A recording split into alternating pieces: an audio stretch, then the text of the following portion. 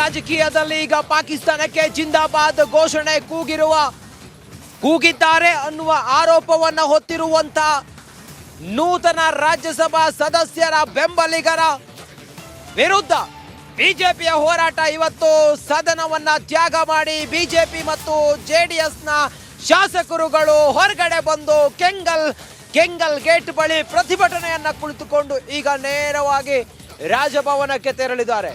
ರಾಜಭವನಕ್ಕೆ ಹೋಗಿ ಮಾನ್ಯ ರಾಜ್ಯಪಾಲರಿಗೆ ದೂರನ್ನ ಕೊಟ್ಟು ಈ ಸರ್ಕಾರವನ್ನ ವಜಾ ಮಾಡಬೇಕು ಅನ್ನೋದು ಬಿಜೆಪಿಯ ಆಗ್ರಹ ಆಗಿದೆ. ಬಿಜೆಪಿಯ ನಾಯಕರುಗಳು, ಅದರಲ್ಲೂ ಕೂಡ ಪ್ರತಿಪಕ್ಷ ನಾಯಕ ಆರ್ ಅಶೋಕ್ ಆದಿಯಾಗಿ ಬಿಜೆಪಿಯ ಶಾಸಕರುಗಳು, ಅವರ ಜೊತೆಗೆ ಜೆಡಿಎಸ್ನ ನಾಯಕರುಗಳು ಕೂಡ ಸಾಥ್ ಕೊಟ್ಟಿದ್ದಾರೆ. ಸದ್ಯ ಸರ್ಕಾರ ಇದನ್ನ ಬಹಳ ಲಘುವಾಗಿ ತೆಗೆದುಕೊಂಡಿದೆ. ಈ ಸರ್ಕಾರಕ್ಕೆ ದೇಶದ ಬಗ್ಗೆ ಗೌರವ ಇಲ್ಲ. ವಿಧಾನಸೌಧ, ಶಕ್ತಿ ಸೌಧ, ಆಡಳಿತ ಸೌಧ, ಅದರ ಆವರಣದಲ್ಲೇ ಪಾಕಿಸ್ತಾನಕ್ಕೆ ಜೈ ಅಥವಾ ಪಾಕಿಸ್ತಾನಕ್ಕೆ ಜಿಂದಾಬಾದ್ ಅಂತ ಹೇಳ್ತಾರಂತ ಹೇಳಿದ್ರೆ ಇವ್ರ ಪರಿಸ್ಥಿತಿ ಏನು ಅನ್ನೋದನ್ನ ಬಿಜೆಪಿ ಪ್ರಶ್ನೆ ಮಾಡ್ತಾ ಇದೆ. ಸದ್ಯಕ್ಕೆ ಬಿಜೆಪಿ ಇದನ್ನ ಇಲ್ಲಿಗೆ ಬಿಡೋ ತರ ಕಾಣಿಸ್ತಾ ಇಲ್ಲ. ದೊಡ್ಡ ಮಟ್ಟದ ಹೋರಾಟ ನಡೀತಾ ಇದೆ ಬಿಜೆಪಿಯಿಂದ. ನಿನ್ನೆಯೂ ಕೂಡ ರಾಜ್ಯಾದ್ಯಂತ ಹೋರಾಟ ನಡೆದಿತ್ತು. ಜಿಲ್ಲಾ ಕೇಂದ್ರಗಳ ಮುಂದೆ ಹೋರಾಟವನ್ನ ಮಾಡಿದಂತ ಬಿಜೆಪಿ ಇವತ್ತು ವಿಧಾನಸೌಧ ಕೆಂಗಲ್ ಗೇಟ್ ಬಳಿ ಪ್ರತಿಭಟನೆಯನ್ನ ಮಾಡಿ ಈಗ ನೇರವಾಗಿ ಪಾದಯಾತ್ರೆ ಮೂಲಕ ಹೋಗಿದ್ದಾರೆ ರಾಜಭವನಕ್ಕೆ. ರಾಜಭವನಕ್ಕೆ ಹೋಗಿ ರಾಜ್ಯಪಾಲರಿಗೆ ದೂರನ್ನ ಕೊಟ್ಟು ಈ ಸರ್ಕಾರವನ್ನ ವಜಾ ಮಾಡಬೇಕು ಅಂತ ಹೇಳಿ ಆಗ್ರಹಿಸ್ತಾರೆ.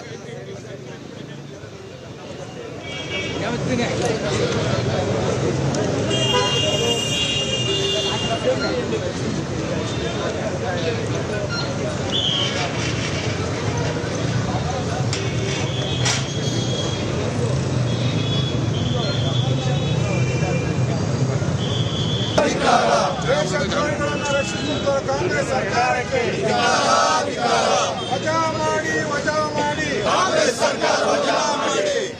ಮತ್ತಷ್ಟು ಮಾಹಿತಿಯೊಂದಿಗೆ ನನ್ನ ಕಲೀಗ್ ಸುರೇಶ್ ಈಗ ಲೈವ್ ಕನೆಕ್ಟ್ ಆಗಿದ್ದಾರೆ. ಸುರೇಶ್, ರಾಜಭವನವನ್ನ ಬಿಜೆಪಿಯ ಶಾಸಕರುಗಳು ಮತ್ತೆ ಜೆಡಿಎಸ್ನ ಶಾಸಕರುಗಳು ಈ ಹೊತ್ತಿಗೆ ತಲುಪಿದ್ರ, ದೂರನ್ನ ಕೊಟ್ರ, ಏನ್ ಮಾಹಿತಿ ಇದೆ ಸುರೇಶ್?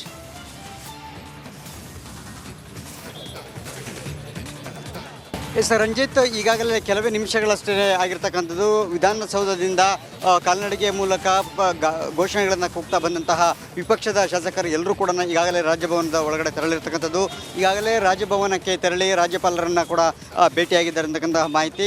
ರಾಜ್ಯಪಾಲರ ಬಳಿ ಪ್ರಮುಖವಾಗಿ ಸರ್ಕಾರದ ವಿರುದ್ಧ ಒಂದಷ್ಟು ಮಹತ್ತರ ವಿಚಾರಗಳನ್ನು ಕೂಡ ಚರ್ಚೆ ಮಾಡುವಂತಹ ಸಾಧ್ಯತೆಗಳಿರ್ತಕ್ಕಂಥದ್ದು.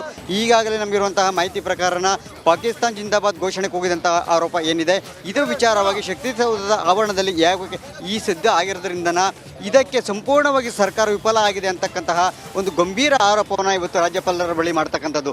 ಇದರ ಒಟ್ಟಿಗೆ ಸರ್ಕಾರ ಮತ್ತು ಗೃಹ ಇಲಾಖೆ ಇಂಟೆಲಿಜೆನ್ಸ್ ಸಂಪೂರ್ಣವಾಗಿ ವೈಫಲ್ಯ ಆಗಿದೆ ಅಂತಕ್ಕಂತಹ ಒಂದು ಗಂಭೀರ ಆರೋಪವನ್ನು ಕೂಡ ಇವತ್ತು ರಾಜ್ಯಪಾಲರ ಬಳಿ ಮಾಡ್ತಾ ಇರತಕ್ಕಂಥದ್ದು.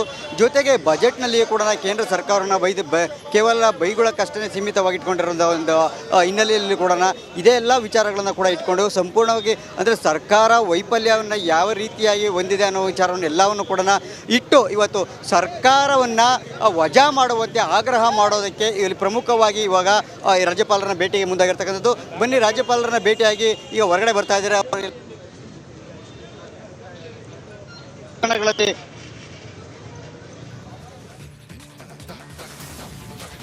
ಎಸ್ ಥ್ಯಾಂಕ್ ಯು ನಿಮ್ಮೆಲ್ಲ ಮಾಹಿತಿಗಾಗಿ ಸುರೇಶ್.